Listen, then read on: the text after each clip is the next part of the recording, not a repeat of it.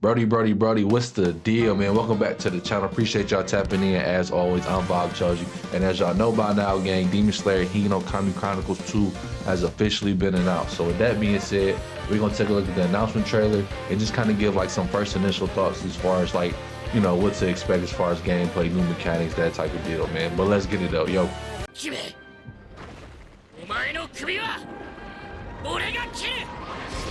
So as y'all know, man, CC2 back at it again with their next, you know what I mean, their next project, bro. And honestly, bro, I think this one probably might be their best in a while, man. This might be their best put together game in a long time. Cause I know they're gonna go crazy with the cinematics for real, but now that they ain't really gotta like focus on like no, you know, Kakarot or no Storm, they can really put their all into this.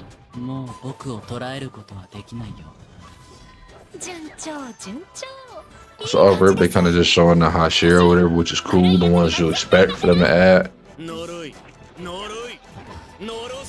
And if I'm not mistaken, bro, for what I'm hearing, like I think the game was gonna go all the way up from like second season, third season into the Hashira arc.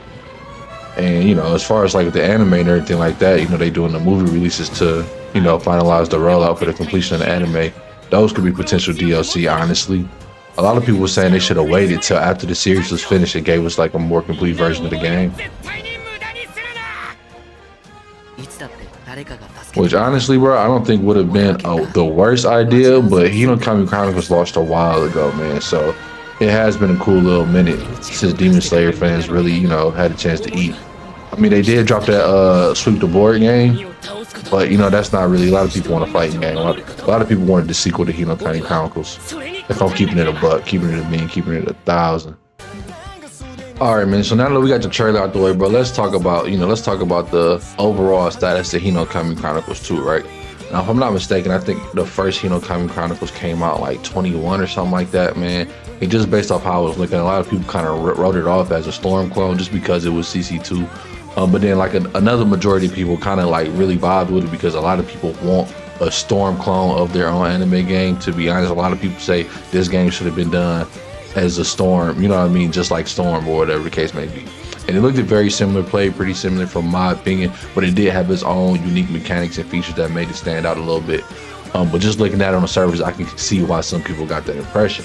All right, now in terms of Hinokami Chronicles 2, bro, I think this game got a chance to be a banger, man. I think it's gonna be a banger. I'm actually pretty much confirming because I don't think they was going as far to make the sequel right now if they wasn't going, you know what I mean, just to make a flawed game. Hinokami Chronicles 1 came out in like a flawed time, if you will. In terms of like anime games, bro, it just caught a bad wave. Not all anime games was bad at that time, but there was kind of like this idea for anime games that if a series was popular enough, you wanted to kind of rush and put something out just to kind of feed the masses, honestly, bro. And you see it happen with My Hero One's Justice, right? Where it wasn't bad, you know, it wasn't terrible, but the first one came out and the popularity kept rising, and then the second one launched like a year later when the sequel wasn't necessarily needed.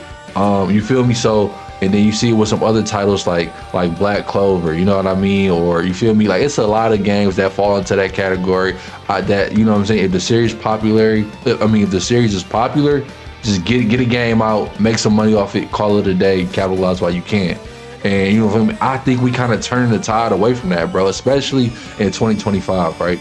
All right, we all know the release that Sparking Zero was, right? It was like one of the first anime games, arena fighters that we've seen in a while that actually had genuine love put into it, regardless of how you feel about it in its current state, right? And in 2025, bro, I feel like we kind of breaking the cycle a little bit, right? We getting Bleach, bro, and Bleach looks amazing, right? We're getting a 100 Impact game that got delayed, and I'm so happy it got delayed so they could put more work into it and kind of tune it up before release. And this is coming out as well. So I kind of think that era of just dropping rushed, bad product anime games, they kind of seen it with Cursed Class. Like a lot of people are not going for that. If you don't really put the time in to make the game appealing to people, a lot of people not gonna really want to flock to it. And CC2 never really had a problem with that, because you know their visuals and cinematics always look crisp. Regardless of how the gameplay played, CC2 always hit it on the head when it came to cinematics and visuals and things like that. And you know, especially like with story modes and things, ultimates or whatever, CC2 never had a problem with that. And I think that's one of the reasons the Storm gave. Granted, Naruto is just you know, one of the most popular IPs you could deal with, But you feel me? I think that's one of the reasons why the Storm series had as much success as it did. But like I said earlier, bro, it's honestly looking up for anime games for 2025. With Hinokami Chronicles 2, Bleach Rebirth of Souls, Hunter x Hunter Net Impact, ain't no telling what else we might get, man. I think we on the up and coming, bro. You know what I mean? The real grinders has been down with the bad anime games for all these years. I think that time is going away. Just in my personal opinion, bro, I don't think we're going to keep seeing these half-ass release games over and over again just so these devs can make a quick buck, or these publishers can make a quick buck, man. I think they really kind of getting on track and realizing that if they can make way more money if they actually release a solid game, because these IPs are so popular. A lot of people are getting into anime or have gotten into anime these days. So it's not like 5-10 years ago where anime was still kind of like a niche or whatever. Now it's kind of like, it's bigger, so a lot of people want to play the games. They want to involve themselves in shit outside of the series. It's good to finally get some news for the next Demon Slayer game, because this has been rumored for like a year almost, man. A lot of people been saying that they was dropping the Hinokami Chronicles 2 because like I said, it was Demon Slayer 1 came out with so much.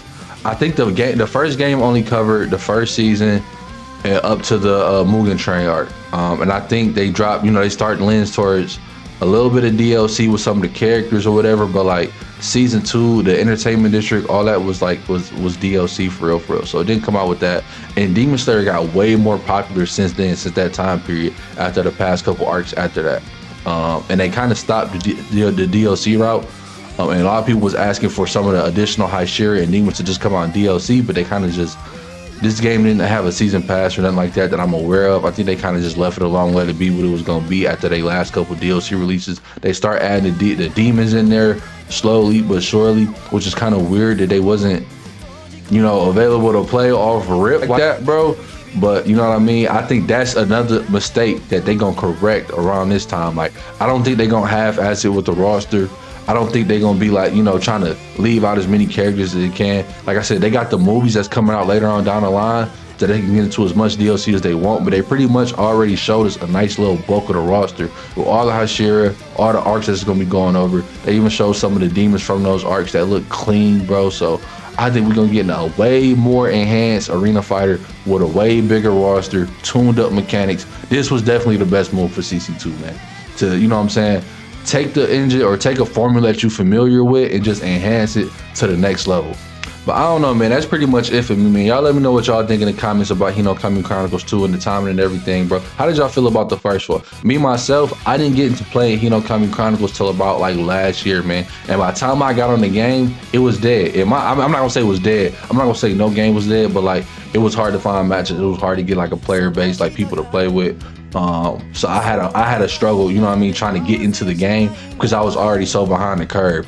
I know it was probably way more popular around release, and that would have been the time to get into it or find a group of people to play with, but it never stuck with me. I don't think it was a bad game, but I never really learned it through and through for real, or never sat down to really play it start to finish. Like I said, I did, play it a couple times, but I was already behind the curve at that point. So it was hard for me to see the joy in it like a lot of other people do.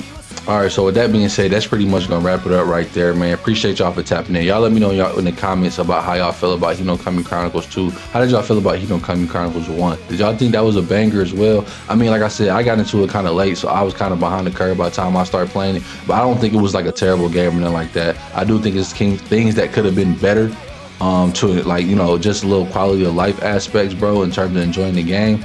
But that's neither here or there. I do think I got full faith in CC2 when it comes to creating this next Demon Slayer game, especially if you look at the competition they face in the year of 2025. I don't think they gonna come half-assed with it. I don't think they gonna let us down. I really think they gonna be in their bag, to be completely honest with y'all, man, because they kind of got something to prove. Because we know how Storm Connections went and everything like that, and a lot of people been saying they done for it, but if they dropping this sequel, bro, and they went out their way to give us this announcement trailer early on, man, I feel like, hey, don't sleep on them, bro. That's all I'm gonna say. Don't sleep on them. Even though they have let us down before, man, they gotta right their wrongs at some point, bro. You know what I mean? It's not like CC2 never delivered on a good arena fighter for us, bro. I know recent memory don't let a lot of people believe that, but it's not like they never cooked before. So, you feel me? With that being said, man, we gonna hope they lock in, bro. And when the game drop, we gonna be locked in.